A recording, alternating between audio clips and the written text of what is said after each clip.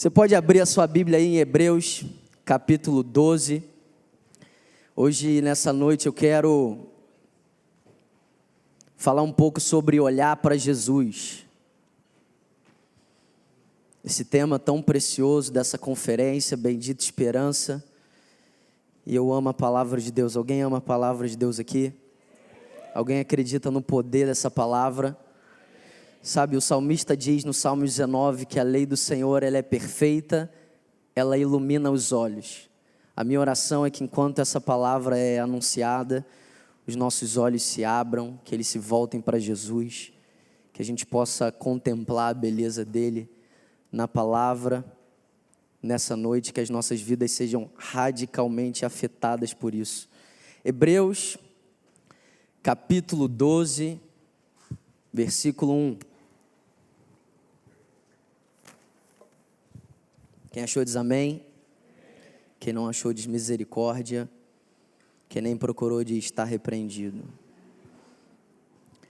Portanto, também nós, visto que temos a rodear-nos de tão grande nuvem de testemunhas, livremo-nos de todo o peso e do pecado que tão firmemente se apega a nós, e corramos com perseverança a corrida que nos está proposta, olhando firmemente para o autor e consumador da nossa fé, Jesus, o qual, em troca da alegria que lhe estava proposta, suportou a cruz, sem se importar com a vergonha, e agora está assentado à direita do trono de Deus. Portanto, pensem naquele que suportou tamanha oposição dos pecadores contra si mesmo, para que vocês não se cansem, nem desanimem. Quem pode dizer um amém aí? Amém. Sabe, esse texto é tão precioso, e ele começa com essa conclusão, essa conjunção conclusiva, portanto. Quando a gente começa esse texto com essa verdade, a gente sabe que o autor está chegando numa conclusão através daquilo que ele já estava falando. E ele começa essa declaração dizendo, portanto, também nós. Fala, também nós. Sabe, existe algo tão precioso do Senhor para nós. Uma corrida nos foi proposta.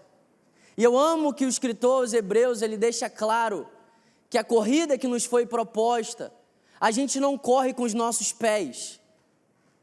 A corrida que nos foi proposta, a gente corre com os nossos olhos. Ele diz, portanto, também nós que estamos rodeados por tão grande nuvem de testemunhas, corramos com perseverança a corrida que nos foi proposta. Agora, como que nós podemos correr essa corrida que nos foi proposta? O texto diz, olhando para o autor e consumador da nossa fé. Sabe, eu creio que quando os nossos olhos se voltam para Jesus e apenas nele nós estamos correndo essa corrida. Mas quando os nossos olhos se distanciam dele, por mais glorioso seja o que a gente pode estar olhando, a gente deixa de correr essa corrida. Então, sabe, eu creio que nessa noite, através dessa palavra, o Senhor está nos provocando, o Senhor está nos convidando para que a gente possa olhar fixamente para Ele. Quem vai fazer isso aqui a partir de hoje? Quem vai continuar fazendo isso aqui? Cadê você que já está olhando para Jesus? O Senhor quer liberar sobre nós essa coragem e essa perseverança, para que no meio dessa simplicidade, a gente possa fixar os nossos olhos em Jesus. No capítulo anterior, no capítulo 11, quando o escritor vai falar dos heróis da fé, e são tantas histórias maravilhosas, são tantas histórias encorajadoras, que nos inspiram, que nos exortam, que nos desafiam. E no versículo 40 ele diz, porque Deus tinha previsto algo melhor para nós, para que eles, sem nós, não fossem aperfeiçoados. Meus irmãos, isso é maravilhoso, mas isso também é um pouco assustador, porque existe uma grande responsabilidade sobre as nossas vidas, para que a gente corra essa corrida e a gente não corra simplesmente de qualquer jeito, mas a gente corra bem. O apóstolo Paulo diz, olha, eu não corro como quem corre sem alvo, eu não luto como quem esmurra o ar, eu esmurro a minha carne, eu faço dela minha escrava, para que depois que eu tenha pregado aos outros, eu mesmo não seja reprovado. Sabe, não é apenas correr essa corrida, mas é correr bem essa corrida. E correr bem essa corrida é correr olhando para Jesus.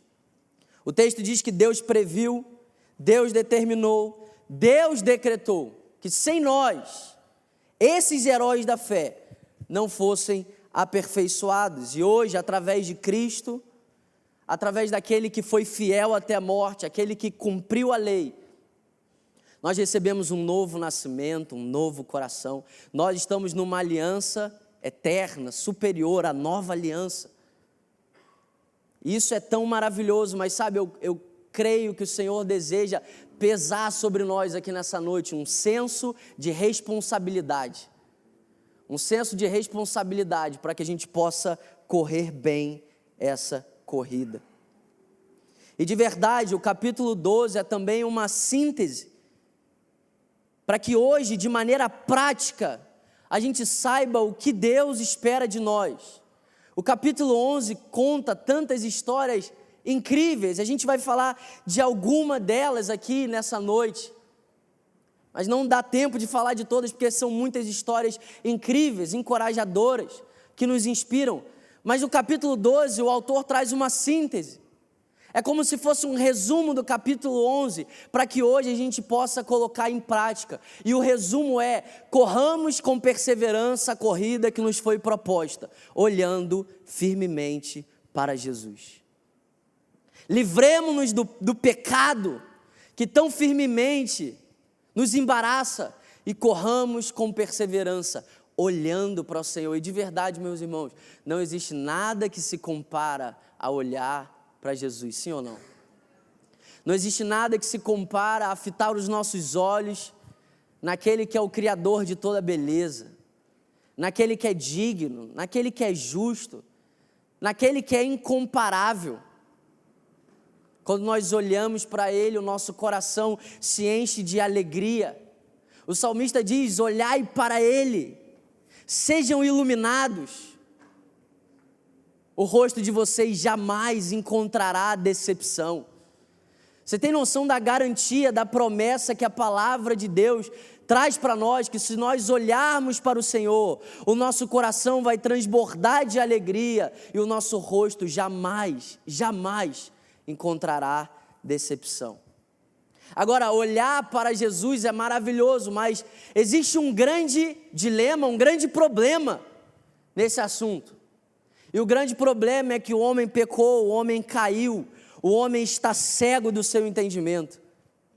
O apóstolo Paulo diz em 2 Coríntios, no capítulo 4, no versículo 3, ele diz: mas se o nosso evangelho ainda está encoberto, é para os que se perdem que ele está encoberto, nos quais o Deus desse mundo cegou o entendimento dos descrentes, para que não lhes resplandeça a luz do evangelho da glória de Cristo, qual é a imagem de Deus. Mas graças a Deus que ele não termina nessa péssima notícia. A péssima notícia é que o homem está cego. Ele continua dizendo: porque não pregamos a nós mesmos, mas a Jesus Cristo como Senhor, e nós mesmos como servos de vocês por causa de Jesus. Porque é Deus que disse: das trevas resplandeça a luz. Ele mesmo resplandeceu em nosso coração para a iluminação do conhecimento da glória de Deus na face de Jesus Cristo. Quantos aqui tiveram seus olhos iluminados? Quantos aqui reconhecem que nós andávamos cegos, destituídos da glória de Deus? Mas graças a Deus que Deus resplandeceu essa luz no nosso coração. Ele iluminou os olhos do nosso coração, iluminou os olhos do nosso entendimento, e Ele fez isso para que a gente possa fixar os nossos olhos em Jesus. Talvez você está aqui e você está dizendo, não, glória a Deus, Bernardo, mas os meus olhos já foram abertos. Eu já não tenho mais esse evangelho encoberto. Eu já tive os meus olhos iluminados, eu já recebi um novo coração. Mas sabe, o desafio não é apenas para aqueles que ainda estão com os seus olhos cegos. Mas existe um grande desafio para nós também, que tivemos os nossos olhos iluminados. Esse grande desafio gerou no coração de um homem, como o apóstolo Paulo, um grande temor e uma luta, uma dor. Em 2 Coríntios, no capítulo 11, você pode abrir a sua Bíblia em 2 Coríntios, no capítulo 11.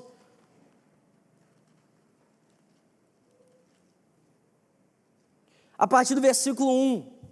Eu quero mostrar para você que não é porque os nossos olhos se abriram, não é porque os nossos olhos, agora nós temos os olhos iluminados no nosso entendimento, no nosso coração, que a gente pode simplesmente continuar vivendo uma vida desengajada de qualquer maneira. Mas nós também temos um grande desafio, e esse grande desafio moveu o coração do apóstolo Paulo. Esse grande desafio tem movido meu coração também. O apóstolo Paulo começa o texto no capítulo 11, no versículo 1, dizendo: eu espero que vocês suportem um pouco da minha insensatez. Sim, por favor, sejam pacientes comigo. O zelo que eu tenho por vocês é um zelo que vem de Deus. Isso aqui não foi algo simplesmente que nasceu no coração do apóstolo Paulo, que foi fruto dele mesmo. Ele diz: esse zelo que eu carrego pela igreja é um zelo que veio do próprio Deus. E por que desse zelo? O apóstolo Paulo: eu os prometi a um único marido, a Cristo, e eu quero apresentá-los a Ele como uma virgem pura. Quantos aqui acreditam que Jesus é digno de uma virgem pura? De uma noiva sem mancha, sem mácula, sem ruga? Quantos aqui acreditam que Jesus é digno de um povo totalmente dele? Ele continua dizendo: o que eu receio, o que eu quero evitar, é que assim como a serpente enganou Eva com a sua astúcia, a mente de vocês seja corrompida e se desvie da sua sincera e pura devoção a Cristo. O apóstolo Paulo escrevendo para uma igreja que teve os seus olhos iluminados, uma igreja que não anda mais cega, mas teve os seus olhos abertos. Mas agora ele carrega um peso no coração dele, um receio, algo que ele quer evitar.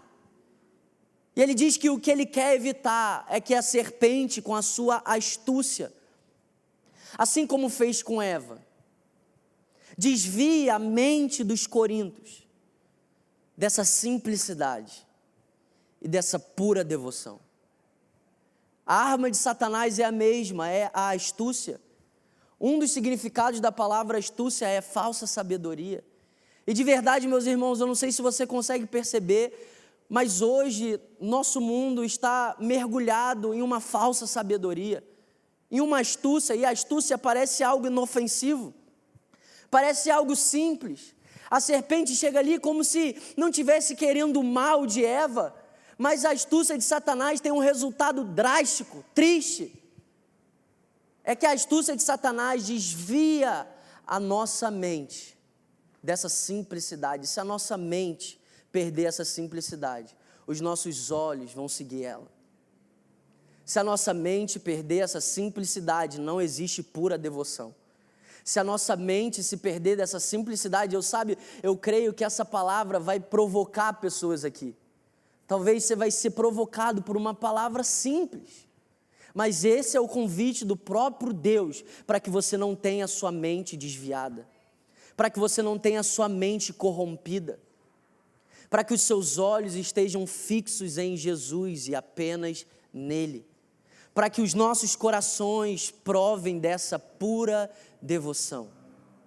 O texto continua, o apóstolo Paulo diz: pois se alguém tem pregado a vocês um Jesus que não é o que pregamos, ou se vocês acolhem um espírito diferente do que acolheram, ou um evangelho diferente do que aceitaram, vocês toleram com facilidade. Sabe, o apóstolo Paulo não estava dizendo apenas que a igreja de Corinto estava recebendo um outro evangelho, recebendo um outro Cristo, recebendo um outro Espírito, mas o apóstolo Paulo está assustado porque eles recebem tão facilmente, eles toleram tão facilmente o engano no meio do coração deles. E um dia eu estava diante dessa palavra, eu estava perguntando para o Senhor: Senhor, qual que é essa raiz dessa tolerância? E o Senhor falou ao meu coração que uma das raízes dessa tolerância para um outro evangelho, um outro Cristo e um outro Espírito é a insatisfação com Jesus. Quando Jesus não é suficiente para nós, nós precisamos de uma coisa nova. Quando Jesus não é suficiente para nós, nós ficamos tentando inventar algo novo. E nós toleramos um outro evangelho, um outro Espírito e um outro Jesus. E o final dessas coisas é uma mente corrompida e um coração frio. Um coração que não prova mais dessa pura devoção. Mas ao contrário também, quando os nossos olhos estão fitos em Jesus e nós acreditamos que de fato Ele é suficiente, a nossa mente é renovada e os nossos corações provam dessa pura devoção. Sabe, eu creio que nessa noite o Senhor está nos convidando a correr um pouco mais olhando para Ele. A correr a única corrida que vale a pena ser corrida. Sabe, nós não somos os únicos que estamos numa corrida. Muitos homens estão numa corrida, o apóstolo Paulo chega a dizer, olha, se eles estão correndo atrás de uma coroa perecível, e eles se esforçam, e eles se disciplinam, quanto mais nós que estamos correndo atrás de uma coroa eterna.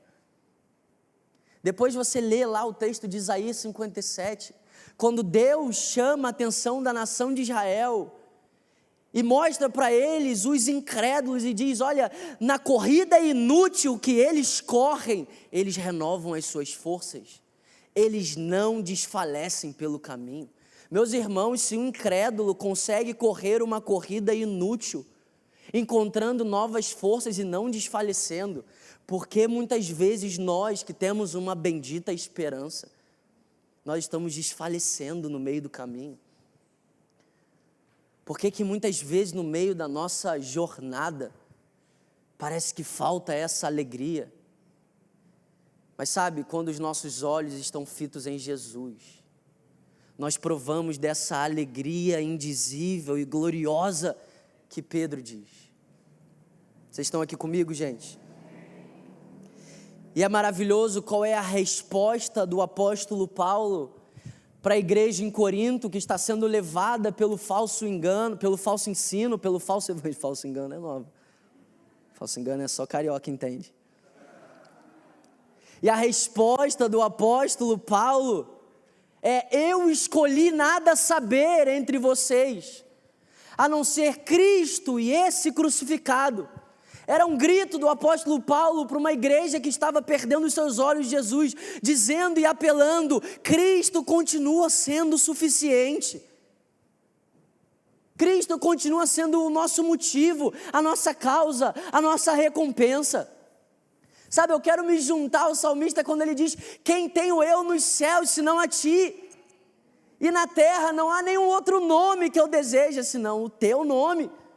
O salmista não estava brincando, o salmista não estava jogando palavras ao vazio, ele estava liberando um voto, um clamor, uma aliança com Deus, uma aliança de olhar apenas para Ele, uma aliança de ser consumido por aquilo que os nossos olhos estão contemplando.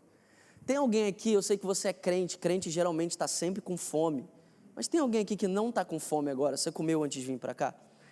Amém, um crente só sem fome. A gente é crente, amém, nenhum julgamento, eu também estou com fome, acabei de comer. Mas sabe, pensa aí a sua comida favorita, você que está sem fome, pensa naquela picanha, meu Deus, sei lá, naquela pizza, naquele hambúrguer. Você pode estar sem fome, se os seus olhos estiverem fitos nessa comida favorita, mesmo sem fome, adivinha? Daqui a pouco a fome vai começar a brotar de dentro de você. Meus irmãos, se isso é verdade com um hambúrguer e com uma picanha, Imagina se a gente acreditar que mesmo hoje, que a gente não esteja tão faminto assim pelo Senhor, se nós fixarmos os nossos olhos nele, de repente essa fome vai começar a brotar do nosso interior, e essa fome que vai começar a brotar do nosso interior, ela vai começar a nos consumir, ao ponto de, como os discípulos dizerem, nós não podemos deixar de anunciar aquilo que os nossos olhos viram. A fome que move os nossos corações, que move a nossa vida, é fruto da onde nós estamos fixando os nossos olhos. Eu quero te encorajar nessa noite. Talvez você não está tão faminto assim pelo Senhor. Talvez você está pensando o que você vai fazer quando essa sessão acabar. Mas acredita nessa palavra, olha para o Senhor nessa noite. Fixa os seus olhos nele. E essa fome vai começar a brotar de dentro do seu coração. Essa fome que moveu os heróis da fé. Essa fome que levou esses homens a não amarem as suas vidas, mesmo diante da morte. Sabe, Eva, eu acredito que isso é tão central, que eu acredito que o pecado entrou na humanidade quando o homem deixou de contemplar o Senhor e a sua presença. Gênesis capítulo 3, no versículo 6, diz que, vendo a mulher que a árvore era boa para se comer, agradável aos olhos, desejável para dar entendimento, ela tomou o seu fruto e deu também ao seu marido, e ele comeu. Meus irmãos, isso aqui não é um olhar qualquer. Isso aqui não é um olhar despercebido, isso aqui não é um olhar no meio de uma correria, isso aqui é contemplação, você acredita nisso? Eva estava contemplando aquele fruto, e porque ela estava contemplando aquele fruto, ela tinha vontade, ela tinha desejos, era agradável aos olhos, e porque essa fome começa a brotar de dentro dela, ela toma, e ela come, e ela dá para o seu marido, e naquele momento os seus olhos se abriram, mas diante do que está sendo falado aqui nessa noite, na verdade os olhos dele se fecharam para a beleza do Senhor e da sua presença, os olhos dele se desviaram, uma mente corrompida, um coração que não prova mais dessa simplicidade e dessa pura devoção. Mas sabe o que eu amo em Hebreus capítulo 11? É quando vai falar sobre Moisés. E o texto diz que Moisés viu aquele que é invisível. Sabe, eu creio que nós podemos ver o Senhor. Nós podemos ver o Senhor através da sua palavra. Nós podemos contemplar o Senhor através dessa palavra tão preciosa, através da criação, através um dos outros. Mas não é um olhar qualquer, meus irmãos, não é um olhar que se olha no meio de uma correria, não é um olhar que você olha num culto semanal, não é um olhar que você dá uma olhadinha 2, 3 vezes na semana, é uma decisão de fixar os nossos olhos em Jesus. É uma decisão de todos os dias nos livrar da cobiça, de nos livrar da tentação de fixar os nossos olhos em qualquer outra coisa e voltar os nossos olhos para o Senhor e fixar os nossos olhos no Senhor. E sabe o que eu amo? O pastor Aldair estava de manhã falando sobre a vida real, os dilemas, os desafios. Olha o que o apóstolo Paulo diz em 2 Coríntios, no capítulo 6, no versículo 3, ele diz: não queremos dar nenhum motivo de escândalo em coisa alguma, para que o ministério não seja censurado, pelo contrário, em tudo nos recomendamos como ministros de Deus, na muita paciência, nas aflições, nas privações, nas angústias, nos açoites, nas prisões, nos tumultos, nos trabalhos, nas vigílias, nos jejuns, na pureza, no saber, na paciência, na bondade, no Espírito Santo, no amor não fingido, na palavra da verdade, no poder de Deus, pelas armas da justiça, tanto para atacar como para defender, por honra e por desonra, por infâmia e por boa fama, como enganadores, mas sendo verdadeiros, como desconhecidos, mas sendo bem conhecidos, como se estivéssemos morrendo, mas eis que vivemos, como entristecidos, mas sempre alegres, como nada tendo, mas possuindo tudo. Meus irmãos, a nossa bendita esperança é um convite para a gente mergulhar no meio dos nossos dilemas. Como entristecidos, mas sempre alegres. Mas é tristeza ou alegria? É alegria no meio da tristeza. Mas é a prosperidade ou é a pobreza? É a prosperidade no meio da pobreza. Como nada tendo, mas possuindo tudo.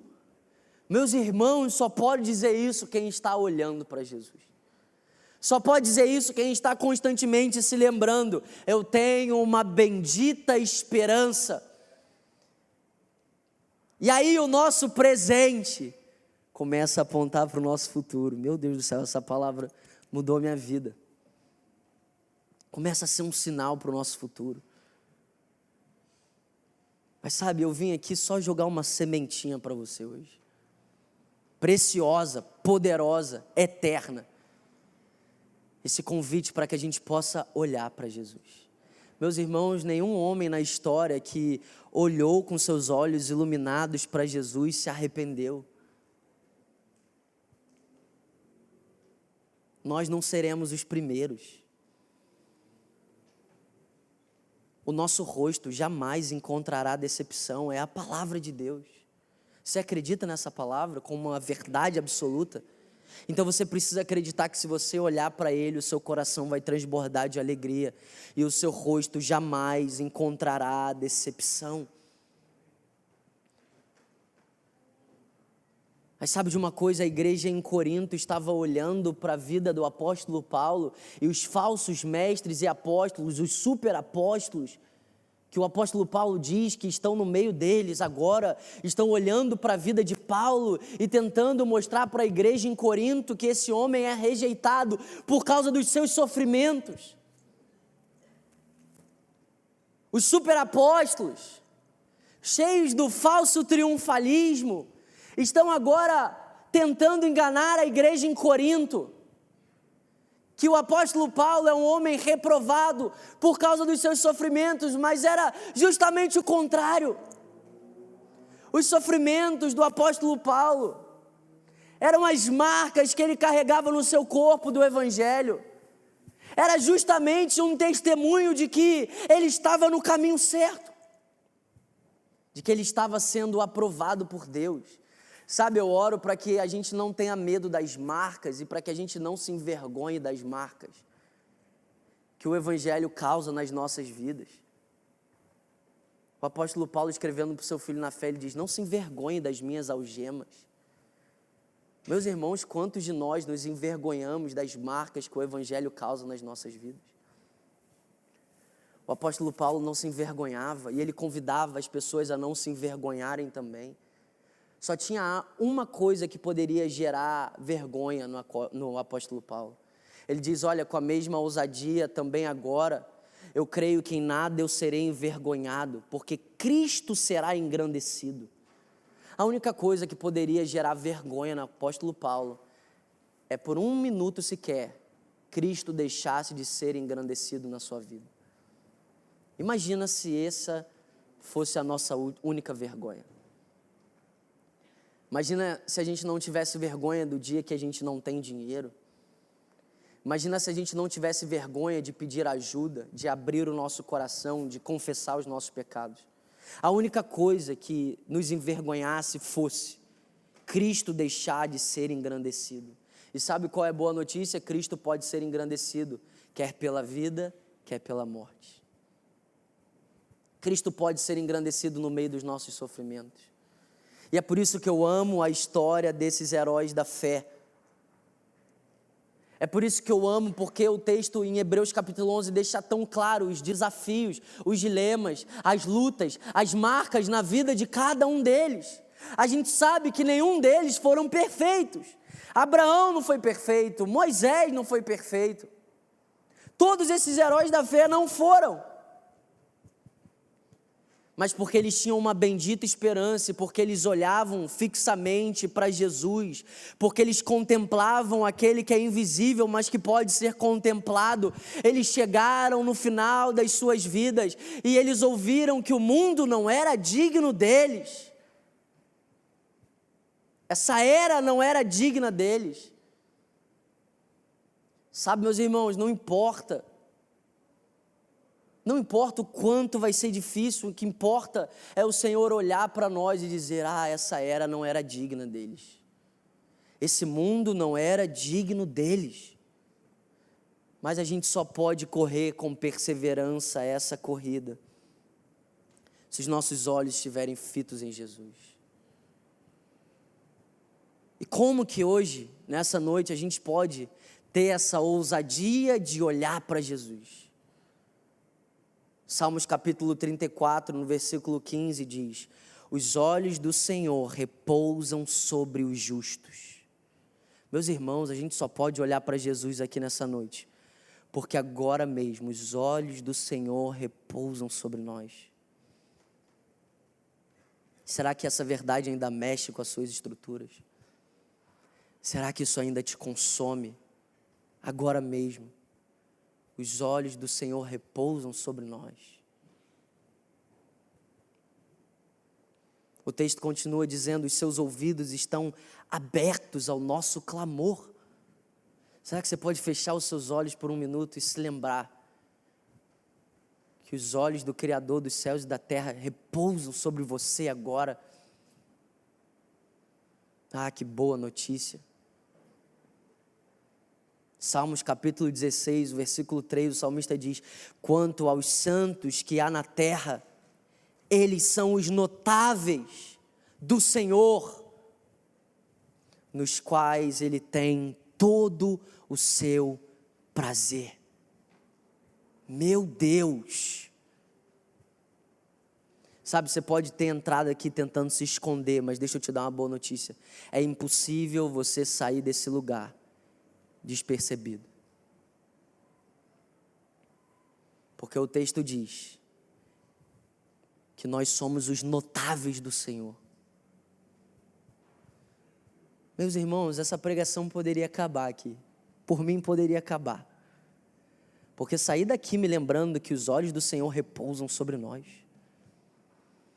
Sair daqui acreditando nessa verdade que Ele encontra prazer em nós. Sair daqui acreditando que olhar para Ele não é uma ideia nossa, mas é uma resposta diante do Evangelho. Sair daqui acreditando que um milagre dos olhos iluminados aconteceram nas nossas vidas, e se ainda não aconteceu na sua, essa é uma excelente noite para acontecer. Mas sair daqui também com uma decisão: eu quero olhar para Jesus. Eu não quero contemplar mais nada. Eu quero contemplar Cristo. Eu quero nada saber a não ser Cristo e esse crucificado. É tipo Pedro lá na transfiguração e está acontecendo toda aquela loucura. E o cara toma a palavra. Como assim você toma a palavra de Jesus? No meio daquela maravilha. Mas aí Deus vem e fala assim: esse é o meu filho, a ele escutai, tipo, cala a boca, olha para ele, desfruta, sabe? Às vezes a gente está igual Pedro, o sobrenatural diante dos nossos olhos, e a gente está pensando o que a gente tem que falar. O sobrenatural diante dos nossos olhos, a gente está querendo tomar a palavra de Deus. A gente está, meu Deus, Elias, não sei o quê, vamos fazer aqui, tal. A gente está querendo dar ideia para Deus, enquanto Deus está querendo que a gente desfrute, que a gente contemple, que a gente seja transformado por meio daquilo que os nossos olhos estão contemplando. Enquanto Deus está querendo batizar os nossos corações de fome e sede, diante da glória dEle, na face de Cristo, diante dos nossos olhos. Sabe algo que eu amo nesse texto de Hebreus capítulo 11? É quando no versículo 13 o autor diz: todos eles viram de longe e se alegraram, e com essas promessas confessaram que eram peregrinos. Sabe, a minha oração é que mesmo de longe a gente possa ver essa promessa tão gloriosa. E que ao ver essa promessa tão gloriosa, assim como o coração daqueles homens, o nosso coração seja cheio dessa alegria. E diante dessa alegria, que não nos reste mais nada senão uma confissão: nós somos peregrinos nessa terra. Que a gente não peregrine até as promessas, mas que assim como Abraão, a gente chegue na promessa e continue peregrinando. Meus irmãos, se o Senhor começar a realizar as promessas hoje na sua vida, você vai continuar peregrinando? Se aquele casamento dos sonhos que você ora, se aquele trabalho do sonho, se aquele salário do sonho, sei lá qual é a promessa que Deus pode ter te feito, se isso se cumprir hoje, você continua peregrinando? Se isso se cumprir hoje, você vai continuar olhando apenas para Jesus? Abraão não peregrinou até a promessa, ele peregrina na própria promessa. Sabe, a minha oração é que nas nossas vidas também sejam assim. Que a gente viva as promessas. Mas enquanto a gente vive, que os nossos olhos estejam apenas em Jesus. Porque é só assim, meus irmãos, que a gente vai correr bem essa corrida. E de verdade, irmãos, só vai completar essa corrida quem corre bem. Eu não acredito que correr bem é um escalão superior. Eu acredito que correr bem é a vida daqueles que tiveram seus olhos iluminados, daqueles que foram salvos pelo Senhor, daqueles que têm essa bendita esperança e essa graça que nos educa, para que a gente possa renunciar a todas as coisas e correr essa corrida. E sabe o que eu quero rapidamente terminar essa palavra dizendo para você? Que se os nossos olhos estiverem em Jesus, irmãos, a gente vai receber essa força do alto para perseverar. Os nossos corações serão conduzidos à perseverança de Cristo.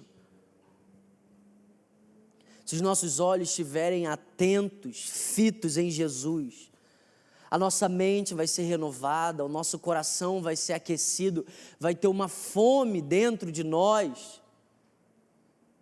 e nós perseveraremos até o fim. Sabe, um dos versículos que eu mais amo dentro desse capítulo 11, é o versículo 35, quando diz: mulheres receberam pela ressurreição os seus mortos. Alguns foram torturados, não aceitando o seu resgate. Meus irmãos, não é que eles não tiveram a opção do resgate. Eu acredito que se está dizendo que eles não aceitaram, é porque o resgate era uma opção. Faz sentido para você? Porque, meu irmão, se você vai subir aqui e vai ser degolado, você não tem opção de resgate, mas o texto diz: eles não aceitaram o seu resgate. Por quê? Para obterem superior ressurreição. Uau! Outros, por sua vez, passaram pela prova de zombarias e açoites, sim, até algemas e prisões. Eles foram apedrejados, cerrados ao meio, mortos ao fio da espada. Andaram como peregrinos, vestidos de peles de ovelhas e de cabras. Passaram por necessidades, foram afligidos e maltratados. O mundo não era digno deles. Andaram errantes pelos desertos, pelos montes, pelas covas, pelos antros da terra. Meus irmãos, eu quero crer nessa palavra. Eu quero acreditar que correr essa corrida olhando para Jesus pode gerar no meu coração esse tipo de radicalidade.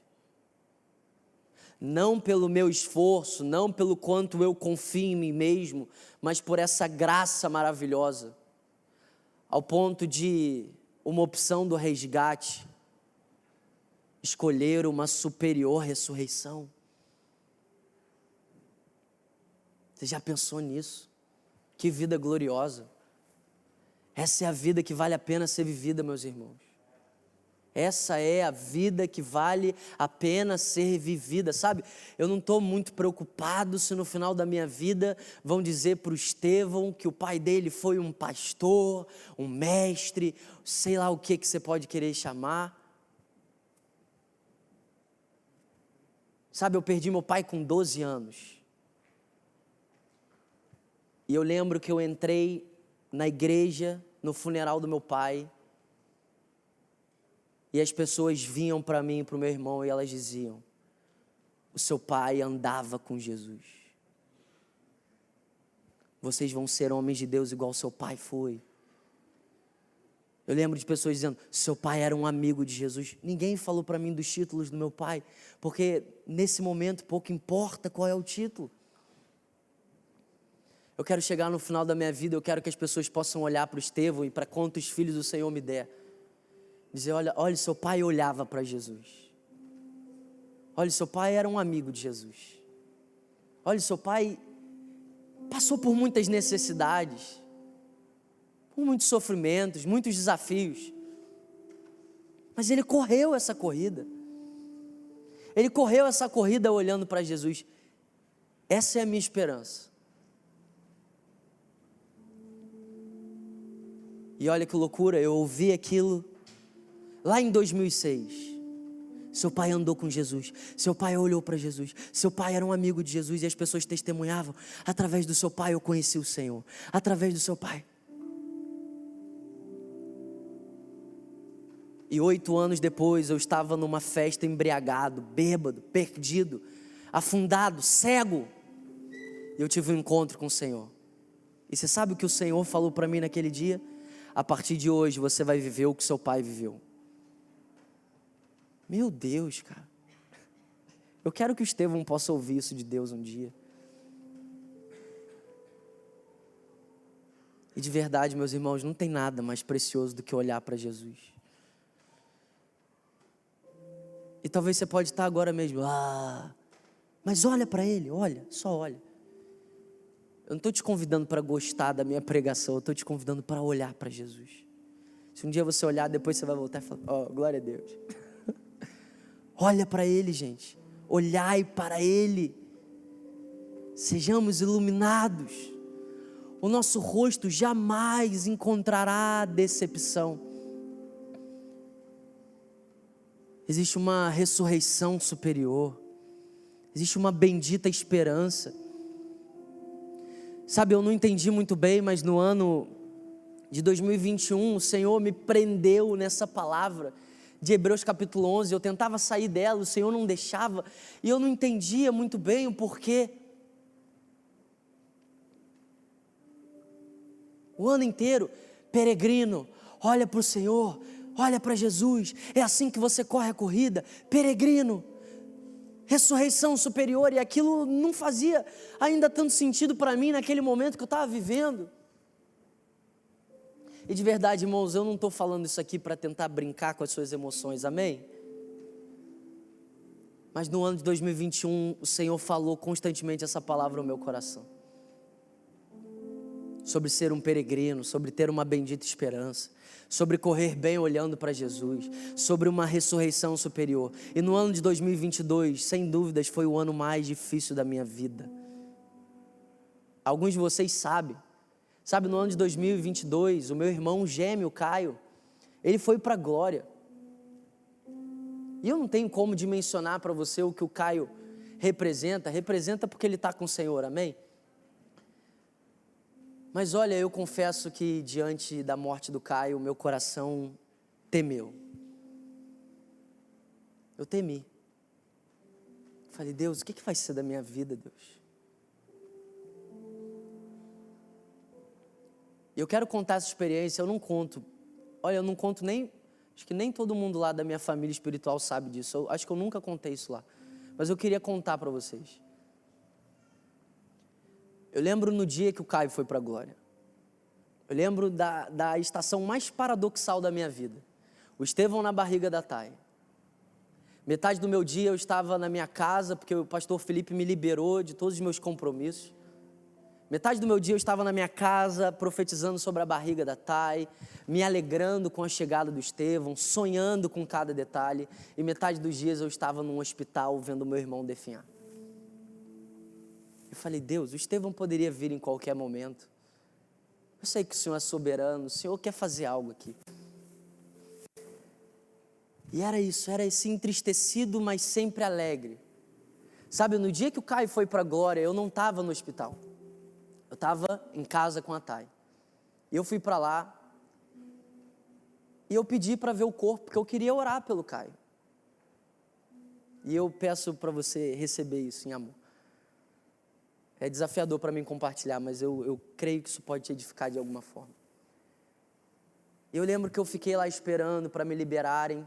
Estava com um grande amigo, meu coração temeroso. Falei, eu não sei o que pode acontecer. Eu não sei. O meu intuito de entrar naquele lugar era orar pelo Caio. Orar, porque eu creio no poder de Deus para levantar os mortos. E eu não estava lá e eu falei, eu vou fazer a minha parte. Eu preciso fazer a minha parte. Todo mundo tentou me impedir, eu fui. Eu lembro que eu fiquei, acho que os 10 minutos mais longos da minha vida esperando a liberação para entrar naquele quarto. Quando o responsável falou que eu poderia entrar, eu entrei com um grande amigo, praticamente debruçado sobre ele, com muito medo. Falei, olha, eu não sei o que pode acontecer, cara, eu não sei se eu vou aguentar, eu não sei se eu vou desmaiar, eu não sei o que vai acontecer. Eu lembro que eu entrei naquele quarto, eu olhei para o Caio, eu cheguei perto e eu fui estender a minha mão para orar por ele. Na hora que eu estendi a minha mão, eu fui tomado por um senso de eternidade tão grande.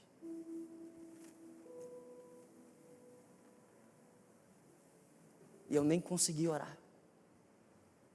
Naquele momento o Senhor me lembrou de algo tão precioso. O Senhor me lembrou, filho, Caio está onde ele sempre quis. Ele está contemplando aquilo que você anseia tanto contemplar. E o Senhor me fez uma pergunta.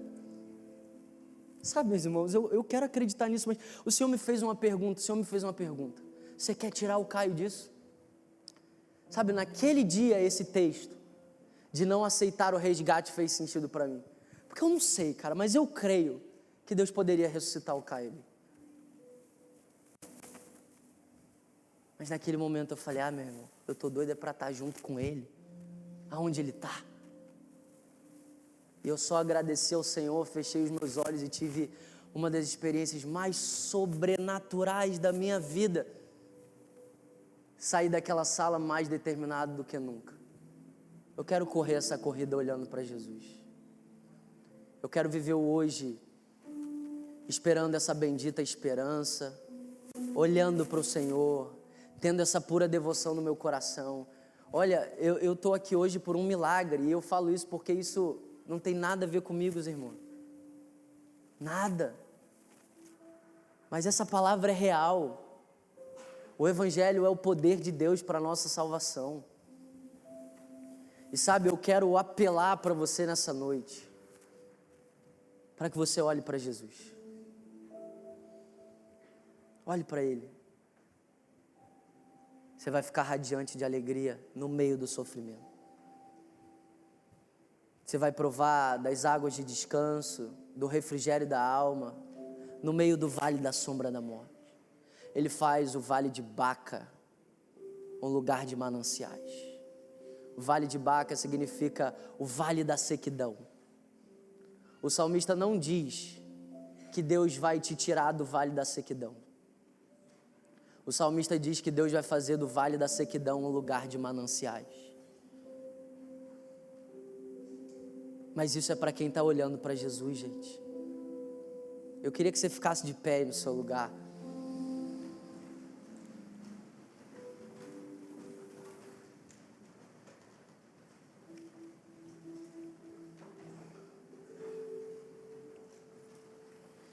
1 Pedro capítulo 1, versículo 9 diz: mesmo sem tê-lo visto, vocês o amam. E mesmo não vendo agora, mas crendo nele, vocês exultam com uma alegria indizível e cheia de glória. E assim vocês estão obtendo o alvo da vossa fé, a salvação da vossa alma. Sabe, o Senhor quer nos presentear com esse óleo de alegria aqui nessa noite. Enquanto a gente cantava sobre essa alegria, o Senhor me lembrou que Ele é aquele que derrama um óleo de alegria sobre nós. Ele tira o espírito angustiado. Isaías 61 profetiza isso. Ele tira um espírito angustiado, as cinzas, Ele bota uma coroa, Ele derrama o óleo da alegria. Eu creio que esse óleo está descendo sobre as nossas cabeças aqui nessa noite. No meio do sofrimento, no meio da dor, no meio das dúvidas, porque os nossos olhos estão nele. Essa alegria indizível e gloriosa, essa fome começa a brotar do nosso coração. Você pode levantar as suas mãos e simplesmente receber.